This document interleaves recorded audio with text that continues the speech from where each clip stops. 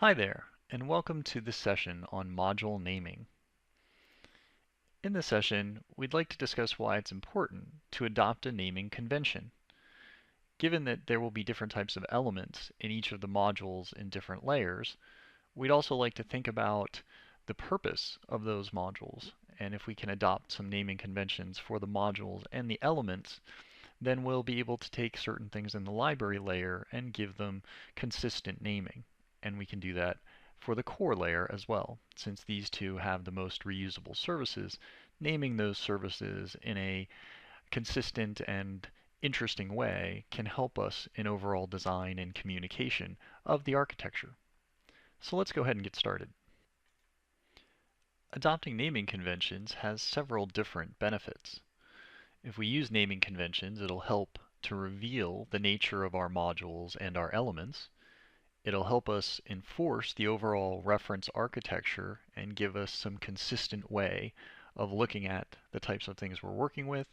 And as we begin to create larger patterns, it will normalize those patterns and help communication in general.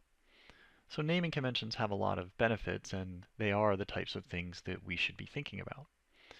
So if we go back to our example architecture and we look at quality control again, we have a lot of different types of modules, and in general, naming can be interesting, and typically the naming is important for the core modules and the library modules. Orchestration modules or end user modules will usually refer to the type of application or portal that is going to be exposed, where the core business modules and the library modules actually have certain types of technologies or certain types of content that the concepts are trying to capture. So it can be very useful at looking at those specifically. So here we're looking at the library modules, and we've made a slight adjustment. We've moved the themes and connectors over to the left a little bit, and we've said there's a supplier service as part of the overall supplier audit process, and there's a store audit service as part of the store audit process. And these two might actually be able to reuse the same type of technical auditing service just as far as the technology of connecting to a system and writing everything out. So if we wanted to think about the different types of library modules that we see here, including this new addition that we've added, how would some of these potentially be named? Well, if we add underscores to the end of the name and then some sort of modifier to describe what the module is actually going to be, we could end up with naming conventions like underscore lib being for some sort of generic library module. Underscore is being an integration service. That is some sort of technical wrapper that is going to help us consume and normalize an external service. We may have underscore drv, which would be a driver module. And drivers are sort of similar to the integration service, but the only difference is that if we have an integration service that is integrating with multiple different back-end systems, but that integration service might have the exact same API, we might create several drivers exposing that API with specialized implementations for each of the different external systems. So if we were integrating with 3 different ERP systems, yet the integration service was just going to provide one normalized API, we might use 3 different drivers to collect the information and give it to the integration service. We also have underscore th, which would be for themes and any of the graphical look and feel elements. And then we may have underscore pat for reusable UI patterns that are there for layout and display. And these wouldn't have any business logic, but they might be reusable patterns like maps or something like that. So if we take some of these basic naming conventions and apply them to our example, what we might end up with is the ERP underscore IS for integration service, all of the different internal supplier and back office underscore TH for the themes, and the audit underscore lib because it's a generic module that's providing capabilities to the audit services for suppliers and stores. Now, It's not so important that you look at the naming conventions like _is and _th or lib and use those exactly the way they are. You could develop your own naming conventions and go ahead and apply them in any way that makes sense. It's just useful to have those naming conventions and think about the names and the types of elements that will be in them. It's not as if _th is some sort of OutSystems rule that you absolutely need to follow. So, what if we look at the core module naming conventions? We may have something like _CS for a core service that is reusable and it will have, your normal entities and actions and maybe even some UI.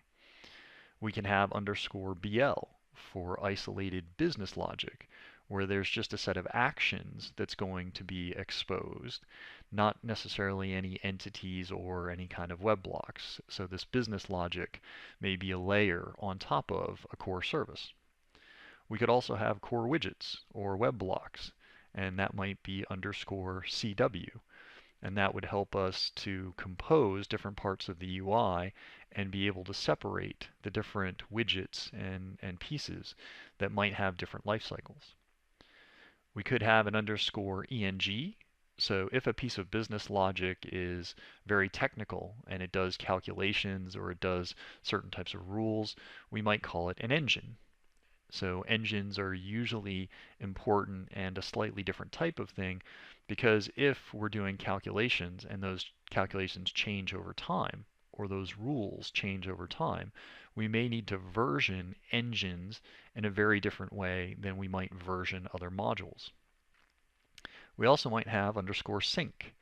So if we have logic to synchronize data in the core service with either the external system or the library, all of the logic about how that synchronization would occur, that should be system agnostic. So the synchronization could call the library modules and do other things, but the synchronization and a pattern and how we're getting the data could be separated on its own. And then we could have an _API. And this should be a technical wrapper that we can use to expose an API to any external consumers outside of the OutSystems architecture. This would allow us to have our core service, and the core service can continue doing what it needs to do while the API provides this as something as a service to an external consumer. This is important because we may need multiple versions of the API over time. So that's important as well. Now, if you notice as I was going through these, there were some stars by the core service, the business logic, and the core widgets. In those cases, if we're doing mobile applications, we may actually add an M in front of those. So you might see something like mobile core service or a mobile business logic or a mobile core widget. Because the way those entities and elements may be dealt with from a mobile perspective may be a little bit different than the way they're being dealt with from a web perspective. So again, these are all suggestions of different types of ways you could name things because each one of these is a slightly different type of set of elements and logic that is included. So you don't have to use these names exactly, but having these concepts can be very, very important. So if we jump into the core services and we look at each one of these types of modules that we mentioned naming for, and just talk about some of the details of how they might be used. We might have a reusable core service. It would have public entities and actions and blocks. So if we have a customer and we know we provide services to those customers, those two might be very typical core services that we would provide. For the customer, we might want to have core widgets to be able to create parts of the user interface quickly and easily, and they're a bunch of customer-specific widgets. We could also create business logic. If we wanted to make sure that we knew that different types of customers got special pricing, we might create business logic around pricing, and that would help us manage both the customer and the service that's being provided, but get a specific price. So it's a layer of logic above the core services. It itself is still in the core business layer, but it's sort of a different layer. And that's very similar to something we mentioned in a previous session, which was There may be times where, although we're talking about one layer of the architecture, but there are sub-layers inside of that architecture that are providing different services. If the business logic layer gets complicated enough, it could become a calculation engine, and then the engine is doing a number of different pieces of work. If we need to be able to get the data about the customer and the different services that we're providing, and we need to pull that data at different times, we may have a synchronization module. This will isolate all of the synchronization logic in one place, and it should make it easier to keep this separate and decoupled from those external systems themselves. And then we may have an API, where if we want to expose pricing to an external entity to allow them to get pricing information, we may create a layer on top of that so that the service is exposed to the external consumers, and we can version that to keep it up to date and accurate. So here we see a number of different patterns of ways to think about components that will be inside of different modules, and just an example of some of the naming conventions for the core modules. If we went back to our quality control example, we originally called all of these things services because they would be internal services that might be reused by the end user modules, or they might be reused by even orchestration pieces. But if we wanted to try to break these down and follow the naming conventions that we just created, product recall and supplier, as well as supplier audit, store audit, location, stock, and stores are all core services.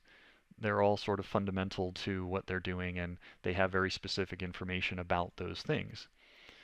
We may have a product API to expose this to the outside world. We may need a recall API to go ahead and help suppliers be able to interact, and we may need a supplier API to be able to let people get information about suppliers as it is needed. To do some of this audit information, as we mentioned earlier, we might have the audit business logic talking to the audit library. So the naming conventions and extensions on the names help us understand the purpose of the module and some of the specific types of elements we would find inside. This can be very important when we begin putting different modules together to create more advanced architectural patterns. We may have patterns that help an API expose a core service that is working with a library to expose an external system. And understanding the naming and the patterns can be very important to making our architecture design a lot easier. So as a review, in this session we talked about naming modules and how it can be very useful to have naming conventions, and that a lot of the naming would occur, or specific types of naming conventions would be helpful inside of the library layer and the core layer, because there are so many different types of modules and services that can occur in those areas. So that's it for this session on module naming. Thanks for listening.